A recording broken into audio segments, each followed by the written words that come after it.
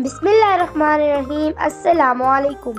उमर नाम का मतलब। उमर नाम का शुमार लड़कों के नामों में होता है।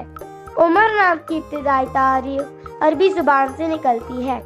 उमर नाम के अफराद के लिए खुशकिस्मत नंबर 4 माना जाता है। उमर नाम का मतलब उमर, जिंदगी, वक्त, अहद है, जबकि खुशकिस्मत दिनों में जुम्मा, हफ्ता शामिल है। खुशकिस्मती वाली दातों में हिंसों के हिसाब से लोहा शामिल है। उमर नाम के अफराद के लिए मुवाफिक रंगों में नीला, बनफशी, काला शामिल है। उमर नाम के अफराद के लिए मुवाफिक पत्रों में नीलम शामिल है।